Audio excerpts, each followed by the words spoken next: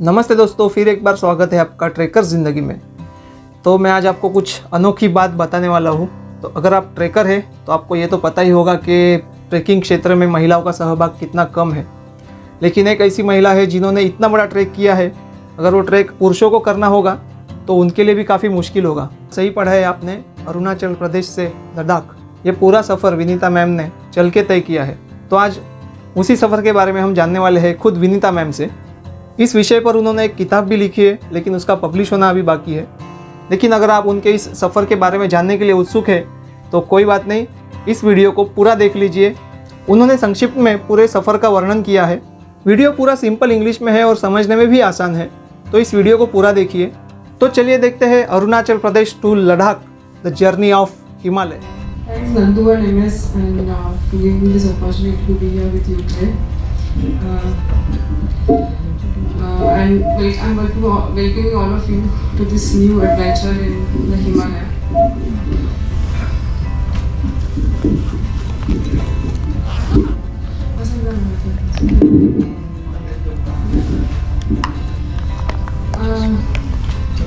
They always say that you have to have some craziness to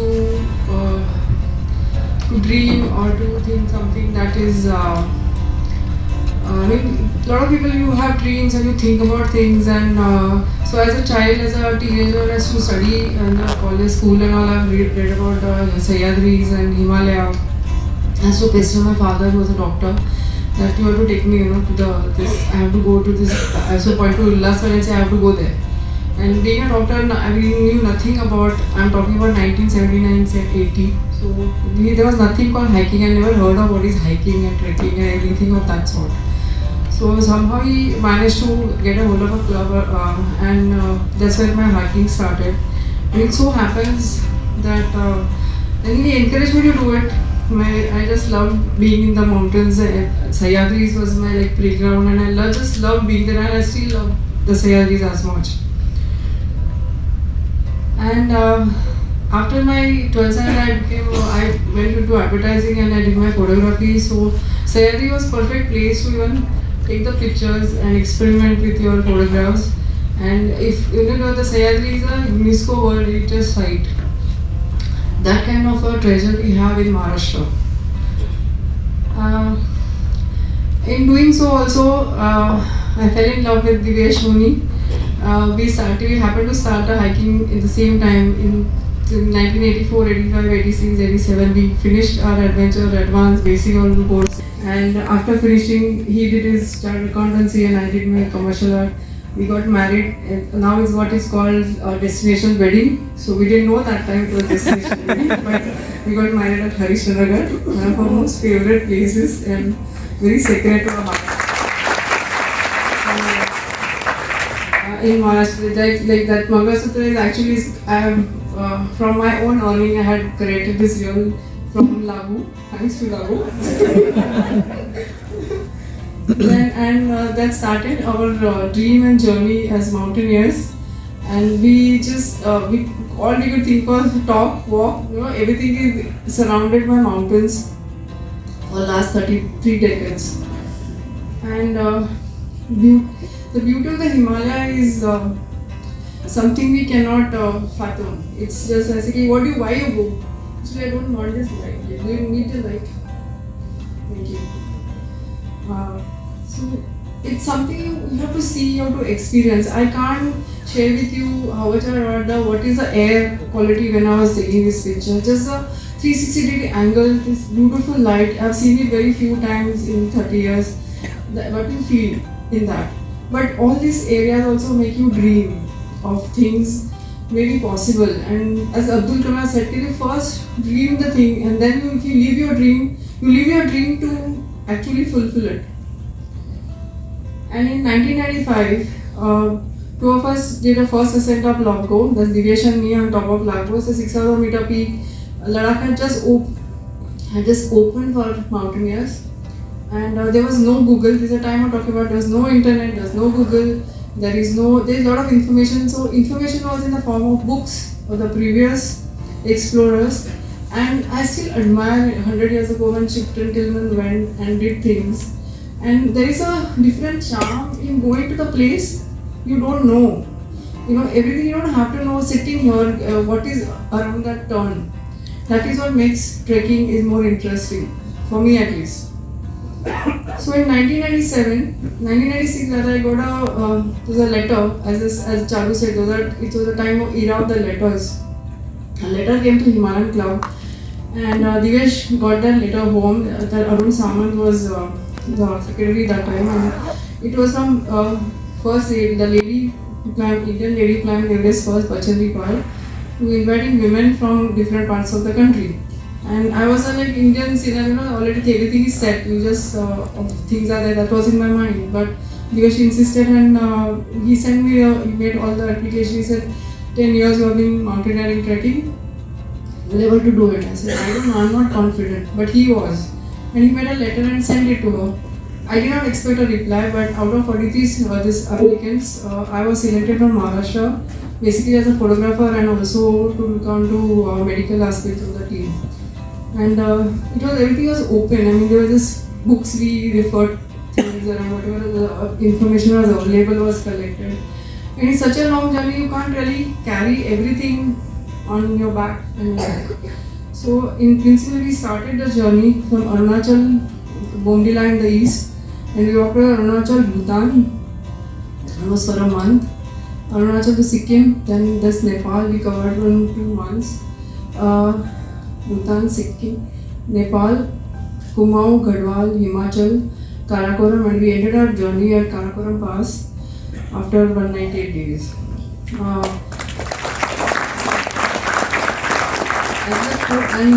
As everyone knows, there's a lesser Himalaya, there's a central Himalaya, and then there is a trans Himalaya that's connecting. Trans Himalaya is between 13,500 to 20,000 feet. That's called trans Himalaya, which where air is more arid, and but all your high altitude passes above 5,000 meters, kind of are located over there. Now it is like imagine sitting on a camel back and you're just going day after day up and down the valleys, because we are going from Himalaya ranges like parallel to one another, the folds, the mountains when it happen, and you're cutting across the 90 degrees, so it's like you go up and down the valley every day. So we started in Arunachal in the eastern section. That was, as you can see, winter, and we were equipped, but in 1997 also we didn't have Nandu and the gear that exists today, or we can just see the gear and at Decathlon and say, okay, this will do, but whatever we had, we have to make do with things. And when you see the locals, like this is one of my prettiest girl I've ever seen.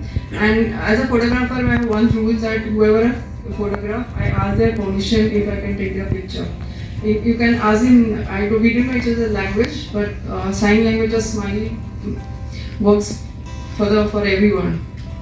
And when you see this lady and these young children dancing and singing for you, we forgot all our cold and tiredness just a day before we were going to stand our Sela Pass. It's a motorable road, guarded heavily by the Indian Army, and here we are carrying about 20 kilo load, because everything is on you. Your sleeping bag, you're carrying mats, and here we were guests for the army, so we didn't have to take tents and this thing. But otherwise, I had about 7 kilos of camera load, and because it is an era of film, so whatever pictures you're seeing, I just have one photograph of that. I don't have multiple copies of the pictures. This is Sela Pass, the gate as it was then. I'm sure it is a little more. I just recently, this is 25 years ago, but just recently, this last February, I didn't go up to this place, but I was in Arunacha. And I couldn't recognize Bomdila, which was just a small town back then. But as I said, incredible India. This is just after the pass, after this gate. Just beyond that this is what I saw, and I never seen, being from Mumbai, so much of snow and just conifer trees, and I just love this kind of landscape.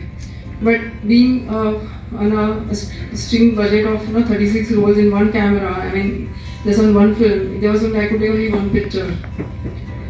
And this lady was beyond this pass to the village called June, and she was waiting for us. Now I realize the importance because she was realizing what we are doing. We were actually doing. We were not aware, I think, because she was waiting for 2 days with a glass of milk, which she didn't have the fridge or anything, because she had heard about us, city girls walking across her town, Indian girls going to walk across the Himalaya, and being cities, they will not like black tea. So she had reserved that glass of milk for us to have a cup of tea at her house. And when I listened, she just smiled, can I take a picture? And she had welcomed us the same way she bid us farewell at her doorstep. We were about 10 days in Arunachal, and from there from this border over here, out of 20, we walked across 9 or 10 districts of Bhutan. And we were basically straight gates, like from Tashigam district, we went across it was east to west. So wherever the line took us, we went across coming to Ha at the last Sipsu district near India. So here we are at Khamdam, just starting. This is Bachendri, this is one of our other Chawla, that's me, and this and I just made a camera I had made ready because otherwise being a photographer you are never in the picture. That's always the story. So you're like, first day I was my excited foreign country and I was on foot. So this is the easternmost border of Bhutan. And being an artist, I'm drawn to architecture and the art around wherever I go. So Bhutan being a Buddhist country, they have beautiful painted doors and windows, and this is all in wood. And this is Ura. We walked about 30 days across Bhutan, not really going towards the north where the high mountains are, but this is the kind of territory Bhutan has. Ura especially I've seen saying is that we had walked about 60 kilometers in the day. We walked anything between 25 to 60 kilometers in a day, from 6 in the morning to 6 in the evening till the sunset. And it's not a fixed schedule, and the staple diet, if you ask me, most of the time is chawal dal, dal chawal, chawal dal. So you can make whatever combinations of the two words you can make. That is the food we had. And as Saru said, there was no concept of so-called diet. And I lost, by the time I reached here, I lost 10 kilos. I was 54 and then I was 44 in the end of, in 1 month. But it didn't matter because the energy level was high and lighter the body, I could walk better. And this is Trumsingla, and as by this time, by 1 month's time, a lot of body pain had kind of subsided because even if you have been mountaineering trekking, every day in and day out of walking between 20 and 60 kilometers, if you're 30 kilos or 20 to 25 kilos of load, even if you're lying down, you're tired, but your body aches so much. After that, I never had my collarbones had ever pained because they pained for 2-3 months for so long that after that, never ever in my life I got any pain on my shoulders. So there is the brighter side of getting tortured, like an art of self-torturing. This is Bhutan. I love bamboo, and across Himalaya, you'll come across beautiful bamboo art and craft. And these are all usable things. Like this is a basket made for rotis, whereas this wooden thing is actually a overgrown part of a tree, like a round shape, and they make it into hand carved into small bowls, in which they serve you sticky rice, which was a welcome food most of the time.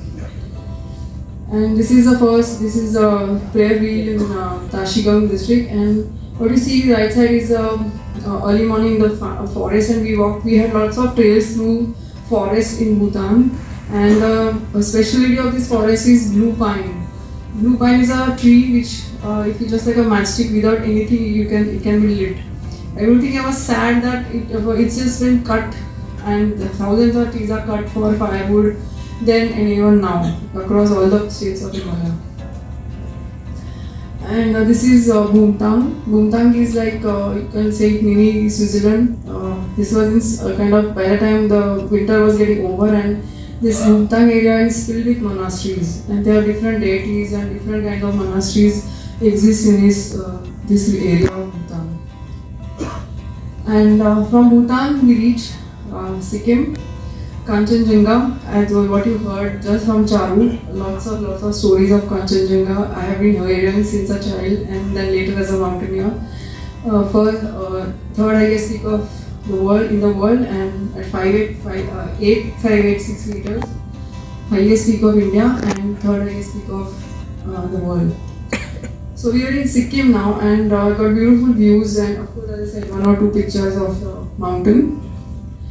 And from there we were on our way. Sikkim was just a connecting kind of a point, I would say, though we were trekking from across towards Nepal, and we had no written permission.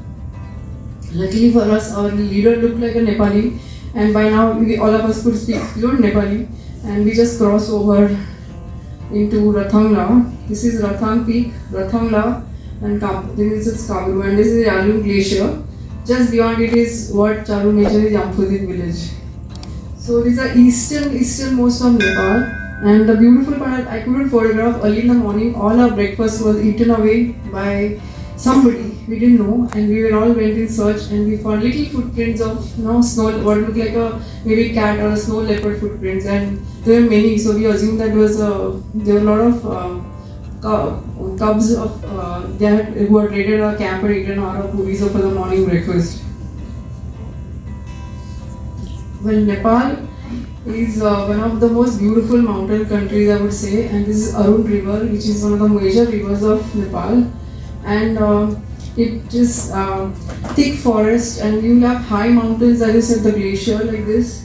At the same time, within 2 days, 3 days time, you get hit the lush green parts of this interior country, eastern country of Nepal.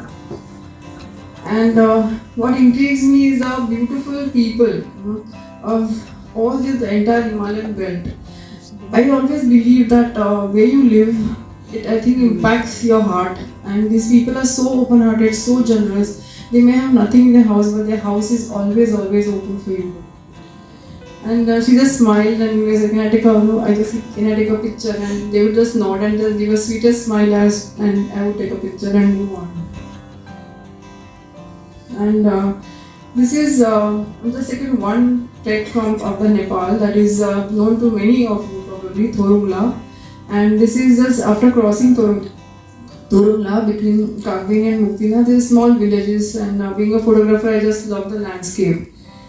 And we had planned to walk across one of the very rare passes called Sangda Pass from Mustang Valley that connects Mustang to Dolpa region of western Nepal.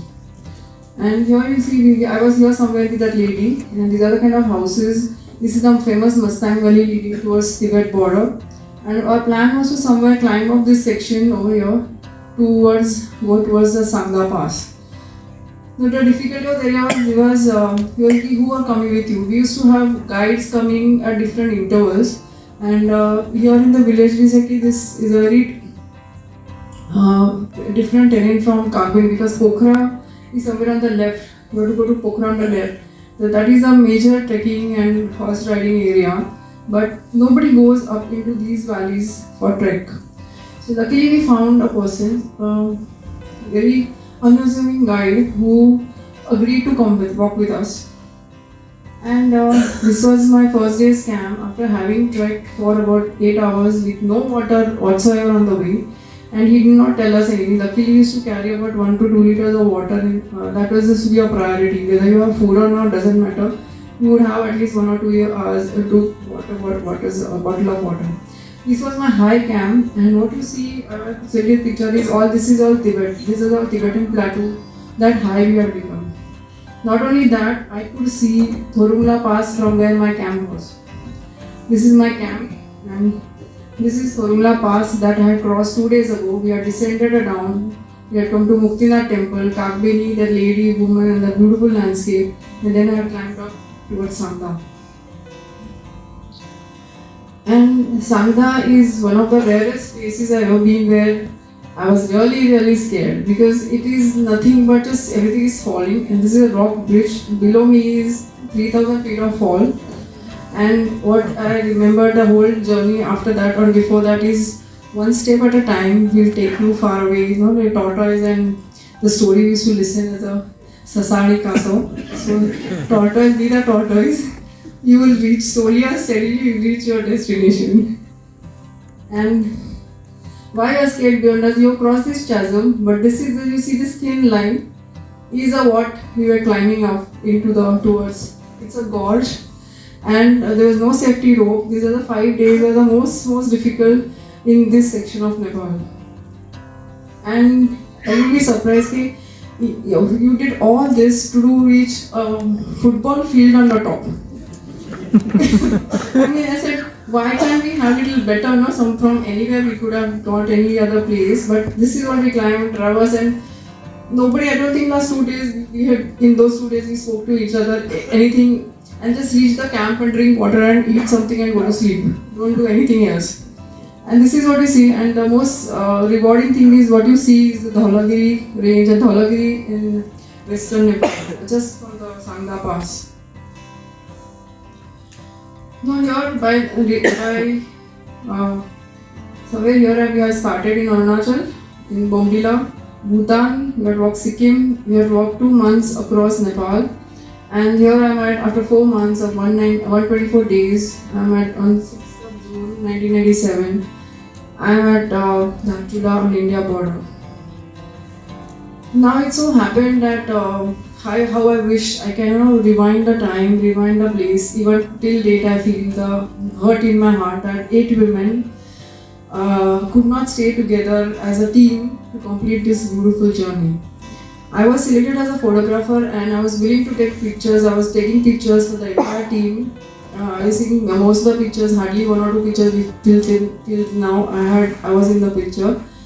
And but it was told to me by my leader, that Pacheri, that all the film, the photographs, all my diaries, which I have written 8 diaries and sketches and everything what I have written would be her property if I want to continue the journey with her. And internationally, now I know later, okay, you have to have an agreement if such kind of things to happen. Maybe I would have not joined or joined it according to the conditions, you know. But it was not acceptable to me, and so we decided to 3 of us.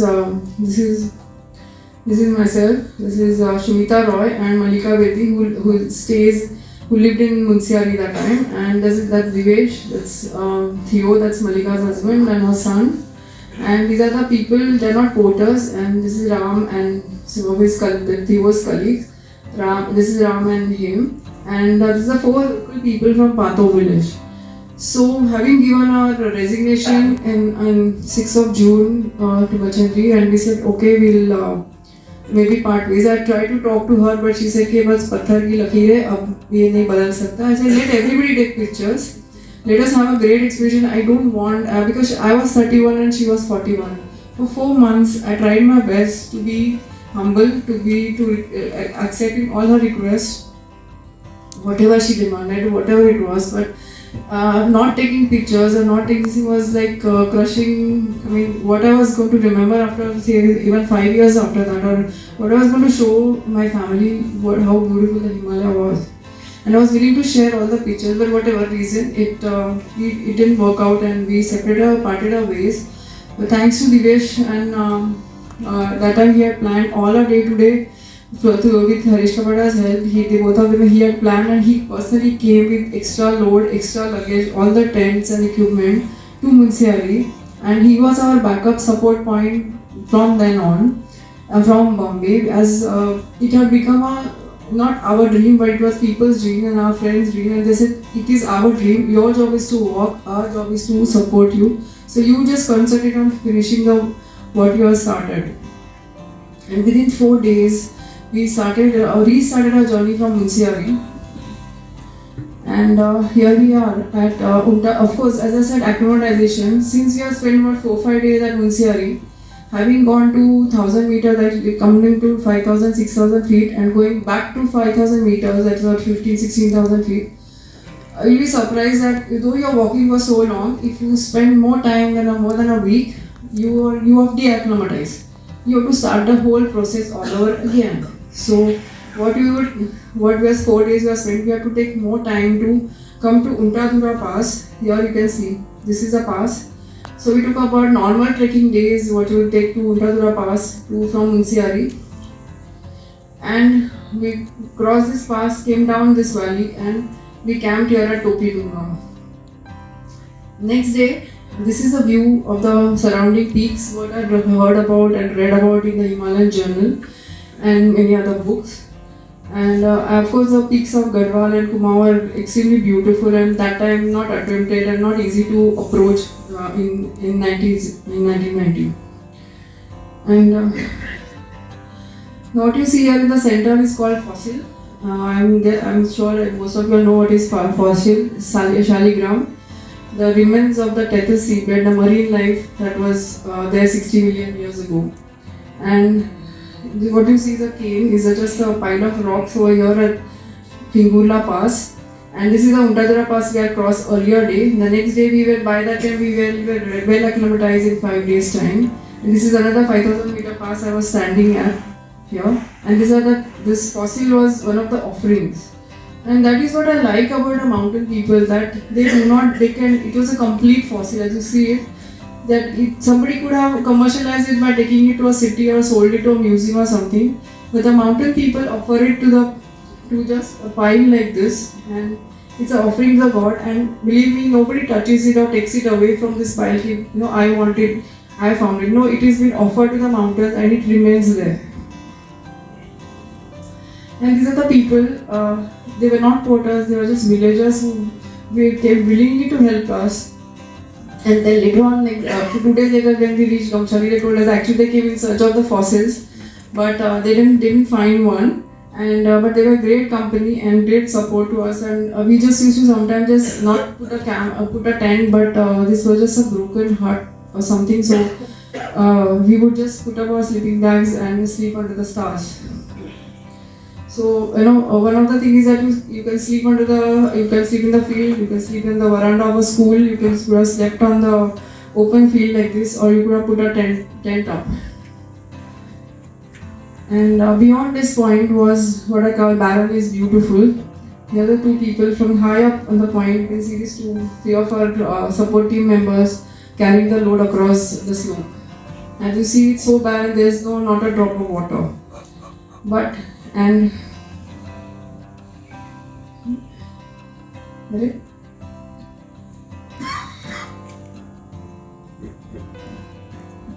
Now as you see it here I was somewhere. If you follow my trail, you can see the trail going up, down like that, going into the valley. It is so barren till you reach the base of the valley, which is about 3000 feet down. There is no water on the way. But the reward is what you see on the left. I was like a dog was sniffing. It was an extremely sweet smell was coming from somewhere, and I couldn't find what it was till I looked over a rock edge which was having this beautiful delicate flower display. And I didn't know the botanic name, but it didn't matter because there's this fragrance of the such sight just pepped you up when you're extremely tired. And this trail from Untadura Kingurla led us to a village called Gamchali. Now Gamchali was quite familiar to me and Malika because in 1990 we had an expedition to this peak called Kagbushan.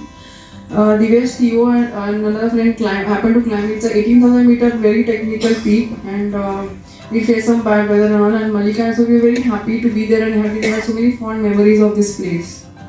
From here we would go from Vineeta to a very known place to most of you, I think, Valley of Flowers. So after being in such a dry climate, which is feel like you're in the bed full of flowers. You could roll over and you'll be surprised that they look very delicate flowers. When you're rolling over, nothing happens to these flowers.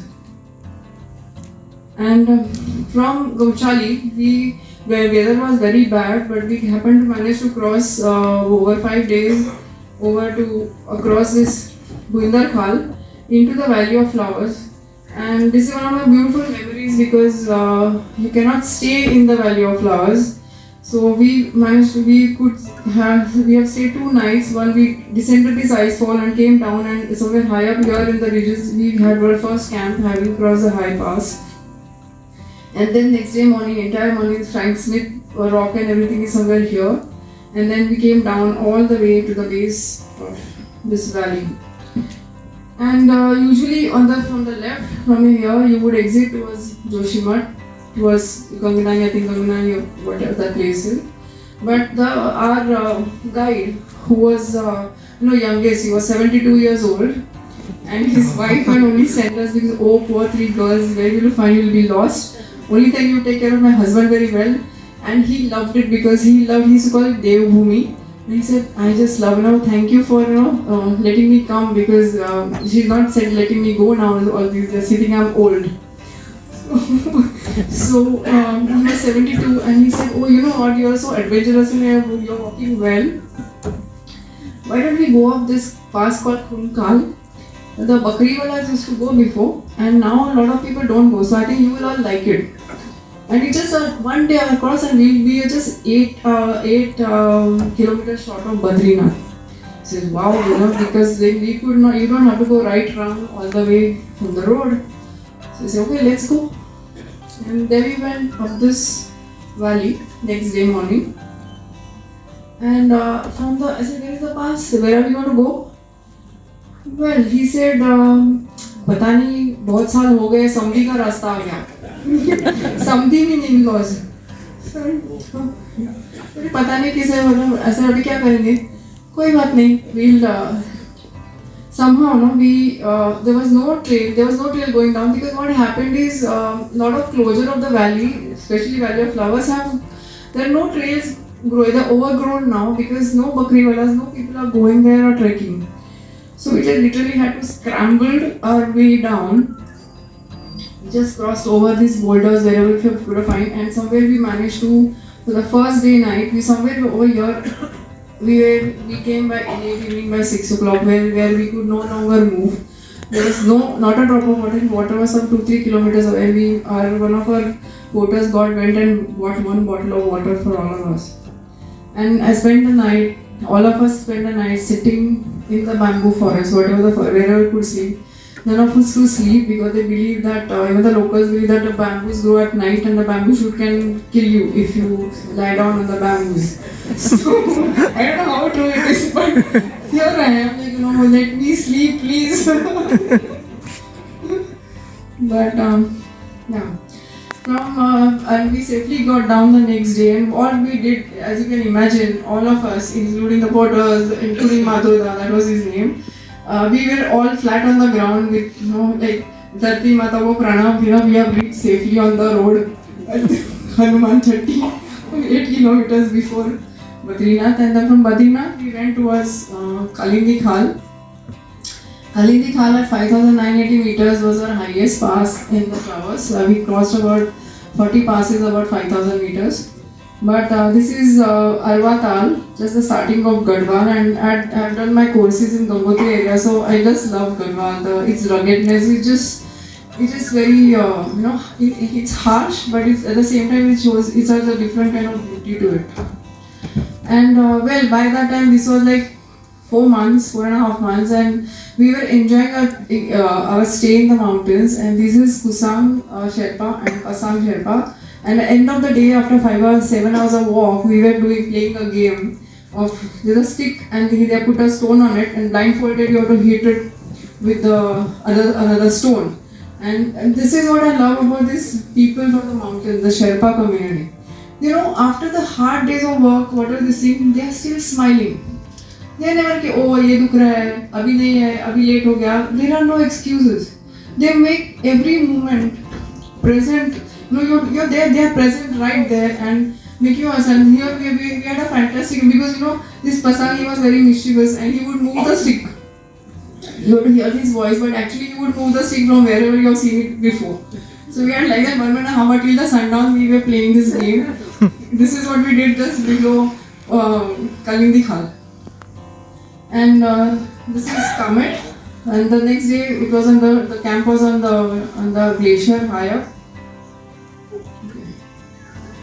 वो चिट्ठी मिल गया मेरे so to run up the mountains no run up the mountains so this is Kamet this Divesh had climbed it first person the 18-19-year-old he was the first person to climb Kamet third highest peak of India at that time in 1995 and well this is here we are all jumping and smiling at on Kalindi Khal. From Kalindi Khal we moved on to Lamkhaga Pass on Himachal from Korwa to Himachal. And this is a different kind of difficulty we kept facing by, but it had become a second nature of just accepting risk, crossing the river, just looking what's forward, what's new in the area had become a passion. And having crossed Lamkhaga, we reached Chitkul. Chitkul is another beautiful Himachali village. And he said, let's have a photograph because we would not land up having a group photos because we were just walking and running and setting up camps.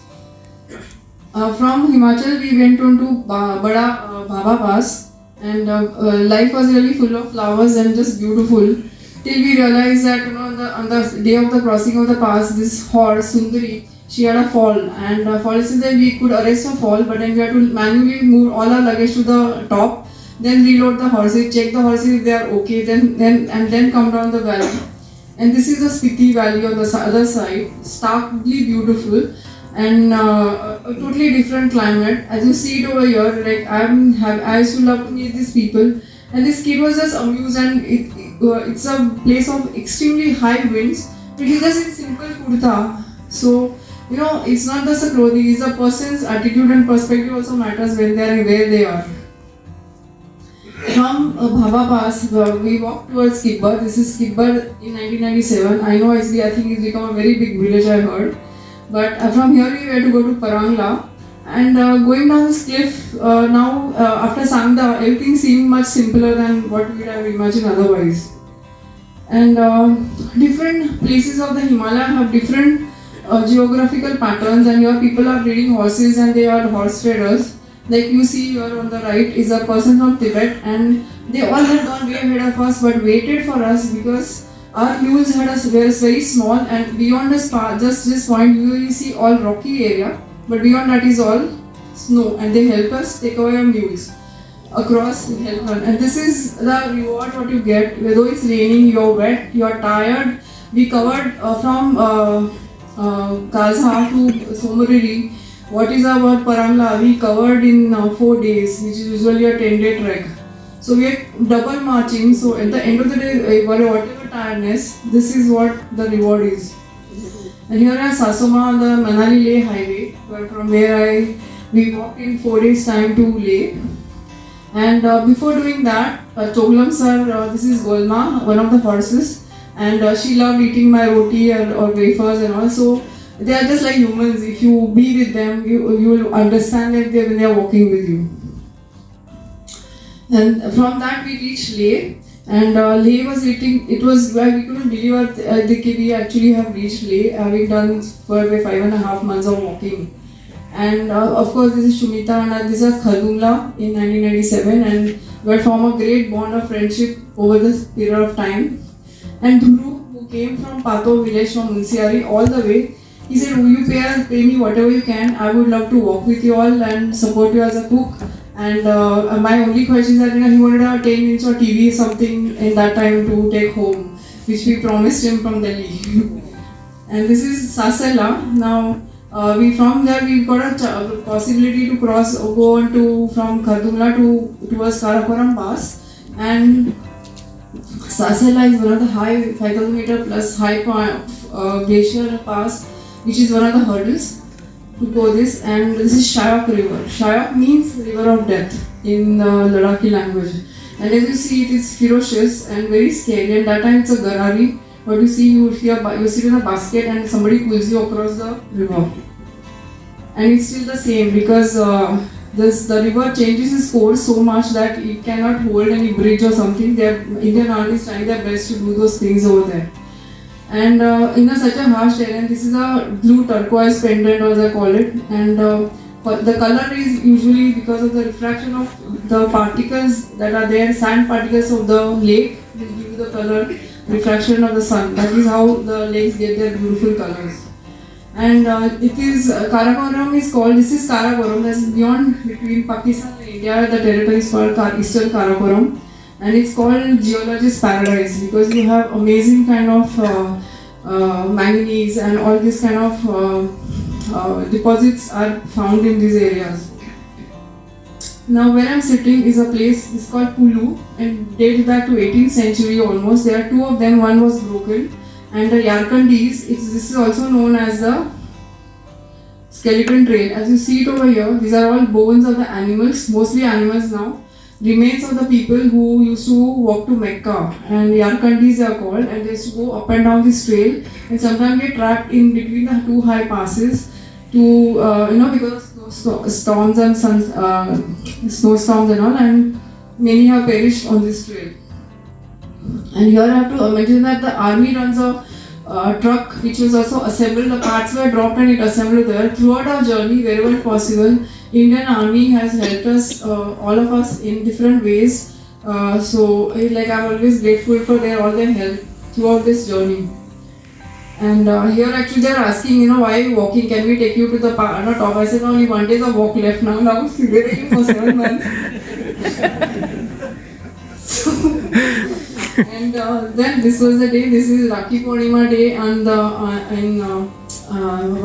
18th of August 1997. This is the sun moon was still there when the sun was rising. This is one of the very high peaks of the area. These are the plains what are called near the Karakoram Pass. And here we are. Beyond this is China, and that's me, Jean Thomas, who made this Karakoram Pass possible, who joined us at the last leg of the journey. That's Shumita Roy and Malika Bhatti. And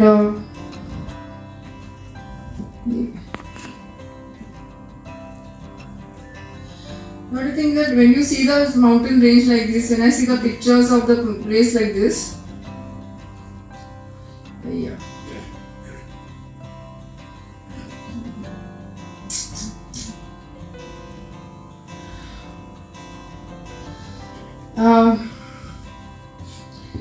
One second. When you see, this is Jean Thomas. That's me. I was 31. She was 60. Today she is 85. I am 56. We are still friends. We are best of our friends. Rather, when Divesh sees us, he said, "You are like teenager girls. We go on the side and we are talking. We are making new dreams. Where should we go now?" So, and the amazing kind of houses, how resilient we are, where we can stay and do wherever we are, humans are capable of making the home. And this is one of the lady from this village who had made a bead necklace, who gave it to me. This is one of the value of flower photographs, and of course my four-legged friend who came on the last leg of my journey. This is Fulmay, a foreigner who had settled in Nepal with the Nepali women and having a bee project. So the different and the high, the difficulties of the actual mountain terrain, all this is all part of such a beautiful range we call Himalaya. And we are Indians. We as Indians, I'm very proud that we have this heritage in our country. And bath used to be just this is me, this is Shumita, and then we just used to jump in the water, and that's where our daily bath used to be. This is how we will have our breakfast. I just stay over. All these memories flood back when I see the mountains. Or all the memories, what you feel when you are just alone in the mountains with no frills, no mobile. There is nothing but silence and the whatever you feel in that atmosphere. And the beautiful, of course, the breathtaking views of the Himalaya, and the people who always never fail to amuse me.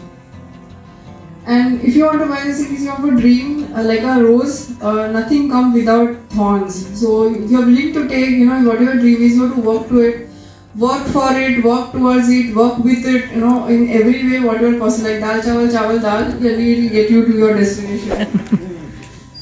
Thank you.